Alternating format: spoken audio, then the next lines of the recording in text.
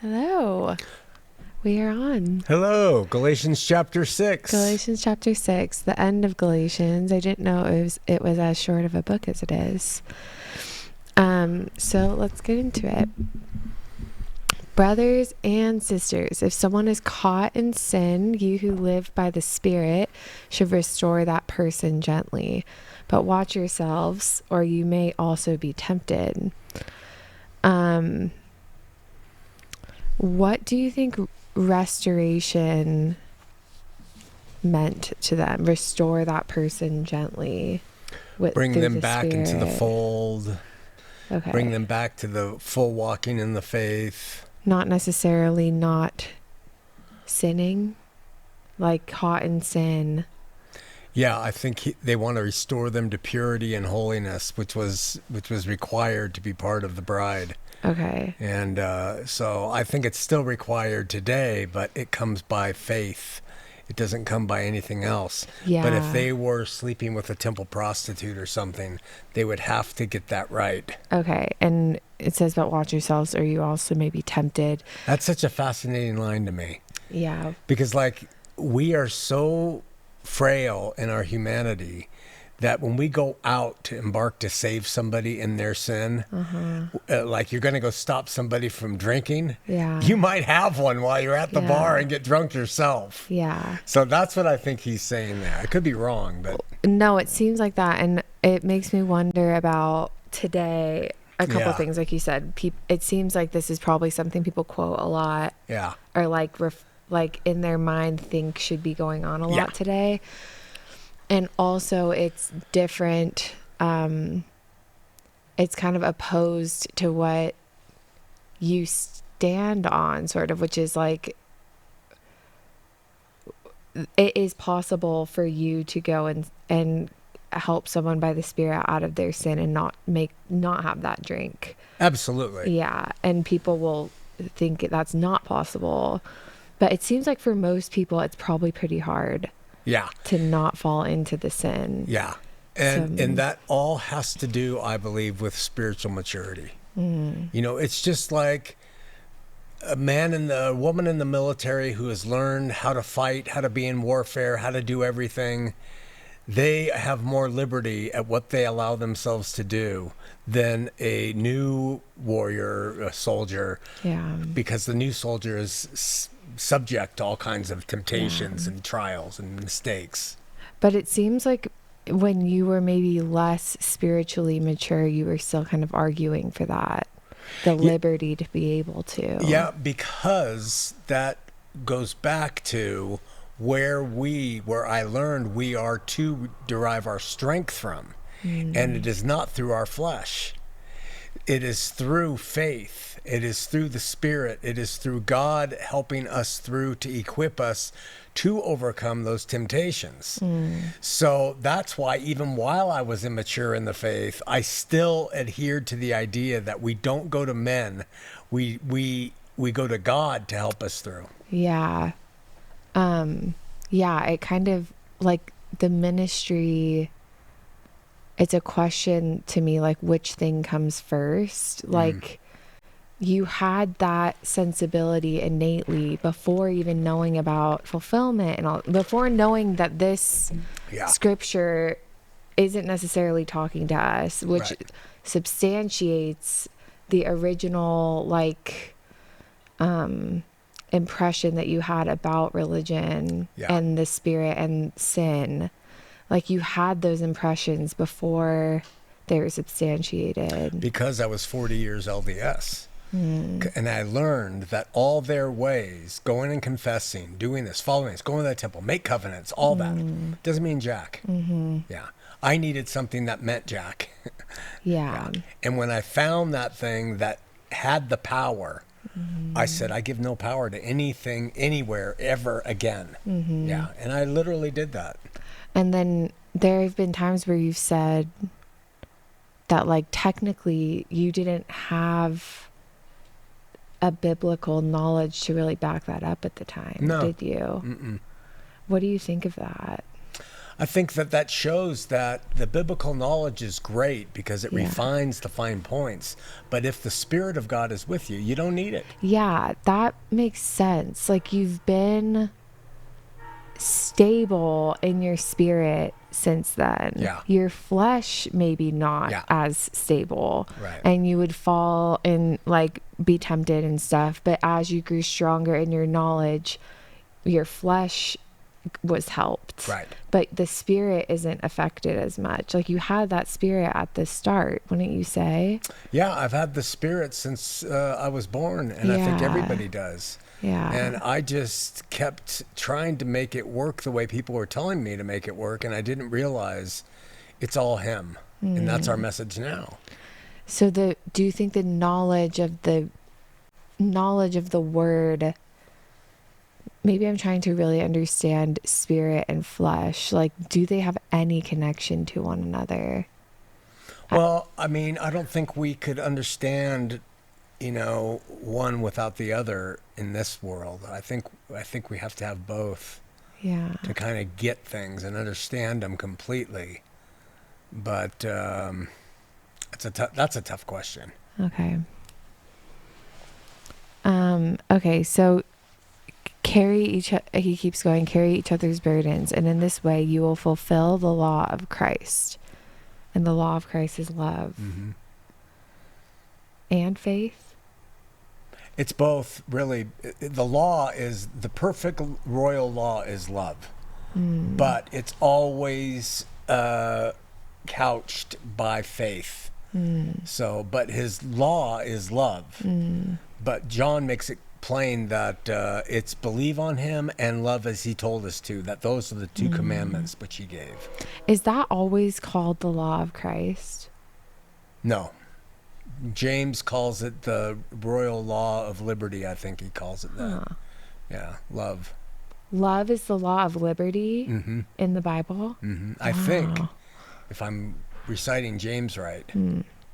Okay. If anyone thinks they are something when they're not, they deceive themselves. Each one should test their own actions, then they can take pride in themselves alone without comparing themselves to someone else, for each one should carry their own load. And he just told them, bear one another's burdens. Yeah. And said, if someone's caught in sin, restore that person. Like, it's a very weird... It's convoluted, Paul. We can't understand this high-level stuff. I think there's something when they are not. They deceive themselves. Each one should test. Yeah, what do you make of that? It sounds like on the one hand, he's addressing the mindset you should have when you go to help somebody who's tripped up. Don't think you're better than them. Don't think anything like that. But on the other hand, he's saying, but those of you who haven't tripped up, be there to help them along the way and have this mindset. But don't start thinking you're better than them, because you're going to get tripped up by your pride and wind up probably worse than the person in whatever thing they did. That's the long kind of trying to grab it. Yeah. And the pride, to take pride in oneself alone, I'm assuming is like a good kind of pride. Like, there's a good kind of pride for Paul.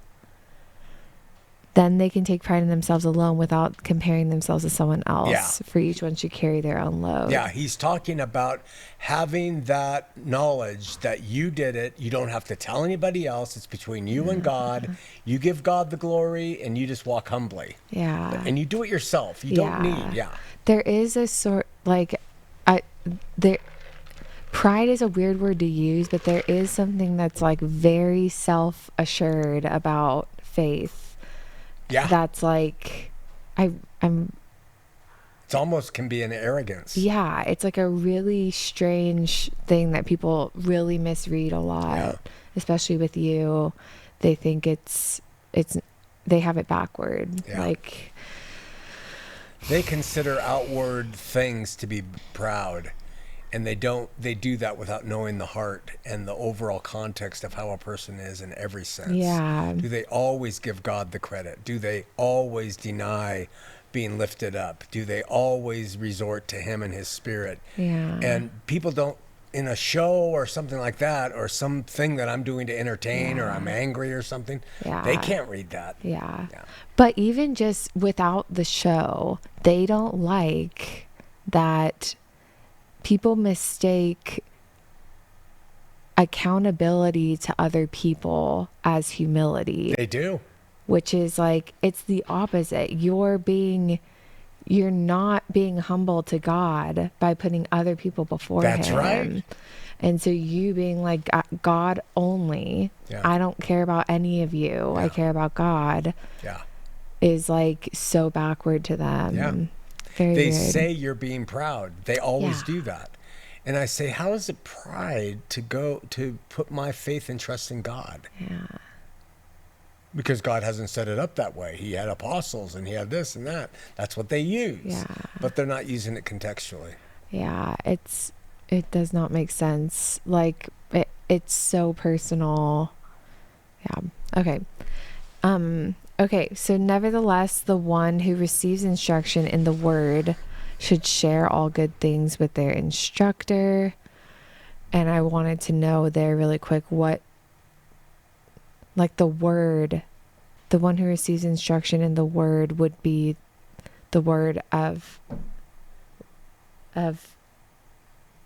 God. You can take it that he's talking about the Old Testament because that's what the Instruction in the word was to them, because they didn't realize that their letters were going to become something new, even though Peter says Paul's wore scripture. The bottom line is he's talking about the Old Testament. And if you're instructing somebody in the scripture, but the other play on words, which he's perfectly capable of making, is that he's talking about instruction from Christ, who is the Word made flesh. Okay, so don't be deceived. God can't be mocked. A man reaps what he sows. Don't skip that. It's one of the most important things to remember as a Christian, no matter what. No matter what. You're saved, you believe, you will reap what you sow. Yeah. And we can't get around that fact that in front of God, we reap what we sow. He has benevolently removed our sin brought on by Adam's fall and our flesh and our weakness from us. But we will reap what we sow as believers, as non-believers, as human beings. Don't think otherwise. And so many people, they ignore that. Yeah.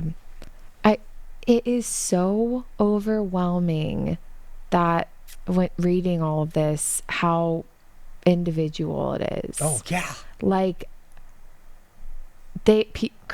religion has taken the very few things that aren't even written. They're like the mechanism that made the Bible, which is like several people involved, whatever, that makes them think it's, so when reaping what you sow, it must be they're saying you're not accountable, so then you're going to reap what you sow because you aren't accountable to somebody, and you're going to fall into, I don't know, like they don't, it is so individual, and reaping what you sow still exists in like fulfilled eschatology, and subjective Christian, it like more so even like people really don't hear that you say that because hell is over. And no, they think it's a walk in the park for some reason. It's actually far more sobering. It's sobering what we're talking about here. You are accountable. You have to face what you've done with your life. You have to count. You have to. And if you don't take this seriously, you will never really understand what we're trying to do. Because if you think that you can go around and use God's name for evil, and you do all kinds of wonderful works, but you're a jerk. If you think that you can exclude the things He holds up high as unimportant, and that it's okay if you focused your whole life on making money because you took your family on nice vacations, you can forget it. He is absolutely just. And that does not rob us of our responsibility to do right and to try to do good. And He knows what our heart's intentions are. And I live by it. And people might say, oh, he doesn't. I do. And I might fail, but that's based off what it says there, and I trust it. So when people think, oh, everyone just goes to heaven, we're talking about concepts we don't have a handle on. But when it says everybody has been forgiven for their carnal sins, yes. Yeah. Yeah. Like, to be forgiven by God doesn't mean we don't feel the weight. Like, we have to reap what we sow with ourselves. Yes. Even. We have to face ourselves in this stuff. Like, he's forgiven us, but maybe the punishment, or not punishment, but the thing we face later is ourselves. I'm almost convinced of it. Yeah. And so you're seeing now, and anybody who is mature, like Socrates, the unexamined life is not worth living. If you don't understand and examine who you are and what you're doing in this life, I think you've wasted your time. Yeah. And so I've taken it seriously to try to do that stuff and figure out what is real, what is not. And you're making some great points here. And it's never too late either.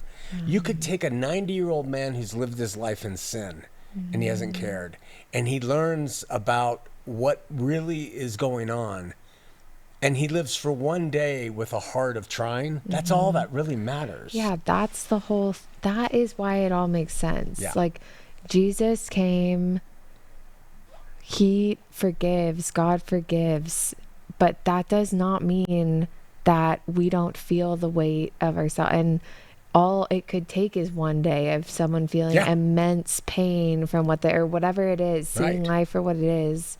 And it took them their whole life to see it, basically. All it took the thief was one period of time to say, remember me. That was enough. Yeah. We forget all of that.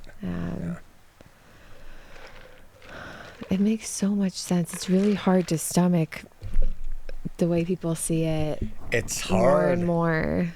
It's pretty rough. But then that is something that is biting you, because if it turns on you for evil and you start looking at people with evil, then it's beating you again. No, at the moment, it's not necessarily that. It has been before, but it's more just like you want to just like slap people, like shake their head and be like, what? Look at it differently. Yeah. But so if us sinful mortals think that, imagine what God's thinking. That's so true. And the solution is not the sharp reprovals that Paul is warning against. He says, be gentle in bringing people back. Don't be of your flesh and harsh, because you are just as capable of doing whatever they've done.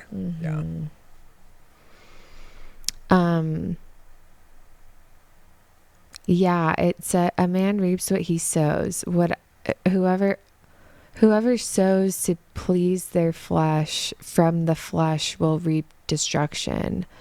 Whoever sows to please the Spirit, from the Spirit will reap eternal life.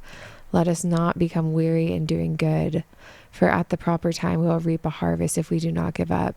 Therefore, as we have opportunity, let us do good to all people, especially to those who belong to the family of believers. That's a good qualifier. You do good to everybody, but especially to those who are. And people might go, "Wow, that's preferential." Well, but that again was to the bride. True. Now if everybody has been reconciled, we should have that believers. For everybody. And reaping eternal life at that time. I mean, I hate to do this, but like, could all of this be for that time? That's a really good question. There's a lot of people who think that it's all for that time. There's nothing for any us. Spirit, I see. And that's what Israel only is all about. They become hard-lined. It's just for the Jews. It's all for the Jews. But there are too many passages that show God so loved the world, cosmos. It wasn't that God just loved the nation. So there's passages that show it's for us too. Yeah, the whole New Testament is for the Gentiles. Mostly, yeah. A lot of it. And I just mean like the reaping what one sows sort of stuff. But it seems like it seems like we still reap what we sow, like even in this life. Sometimes. To some degree, we have to face our decisions. Or you don't. And you stay high, you stay drunk, I see. You stay in illicit affairs to hide from that reality. Right, but I see. But that doesn't mean, because we don't see it in this lifetime, doesn't mean that the dysfunction or whatever isn't there. Oh, not Like, at all. The lack of seeing it probably means it's more there. So I when I say we reap it, we sow it in this life or whatever, we reap it in this life, I think it comes in this life. Like, even if you're ignoring it, there will be dysfunction around you from that. Sure. Do you think? I think in some cases, yes, and in some cases, no. Okay. I see people reaping stuff that brings them to a place in their life, and I see other people apparently skating scot-free from lives of complete selfishness. Yeah, that's true. Yeah.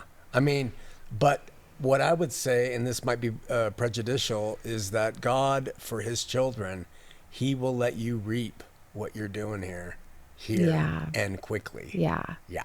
If you are living by the Spirit, you'll start to reap it here. Oh, yeah, big time. That's what the whole, at Point Loma, people would talk a lot about, like, I don't even know what it means, but like kingdom stuff happening now, like bringing the kingdom to this earth sort of thing. Like, it could start now. And it does kind of make sense to me to some degree. Like, you're starting what you would be doing in the afterlife when you start spiritually, absolutely. But they think it's materially, they think it's a material kingdom, but I would agree with kingdom now in terms of you're part of it here. Yes, like, and you'll feel the way, you'll reap, you'll grow, you'll do all the things, and you'll carry with you the things of the kingdom that you established here back. They will be with you. And what is that? It's the love. You know, and so if you loved, you're going to go closer to that kingdom at least. But if you didn't, you will reap what you sow. Right. Yeah. And we don't call it hell. I don't call it hell. I just call it, here's your reward. Yeah. There's nothing in the basket. That's right. Yeah, we've had callers recently on the call-in show talking about that, where it's like, why speculate on that? And it's like, there's a huge part of all of this that it is, and this, it's described by that, reaping what you sow in this life. Like, there's a reason we live this way. It's not just like everyone's forgiven, why even talk about it? It's like, there's a lot to talk about still, even when everyone's forgiven. Yeah. And like the LDS Mormons, they do a great job of teaching the principle of reaping what you sow materially. If you save, you'll have money. If you don't drink, you won't be an alcoholic. If you stay faithful. So they're really good at the material application of that. And they try to include the spiritual, but it doesn't, somehow there's a big disconnect in all that. There really is. So you really learn how to be a proper citizen being a Latter-day Saint, but your heart is wrong. It's arrogant, and that's why it's not material. It can be, and it's why, you know, they look down on people who aren't honoring their temple because they smoke cigarettes. They're going to reap what they sow. What may be true, but that doesn't make them lesser in the eyes of God, and that's where the Mormons make the mistake. It's a perfect con, because you don't know what someone does with their life. Right. So like people we know will blame their children falling away by them not living the covenant well enough or something. And it's like, they can just assume you haven't lived the covenant well because they don't know what you actually do with your life. Yeah, it's actually even worse than that. If you have a problem, you haven't been living the covenant. Yeah, because the blessings are yours. It's insane. Yeah, where it's like problems hit people despite what you do. Like, your child can get hit by a car and die, and you could have lived a great life, and then you can judge everybody else for being like, they just haven't lived right then. Yeah. It's like the freaking Salem witch trial. Yeah. It's like just assuming they've, it really is. Wow.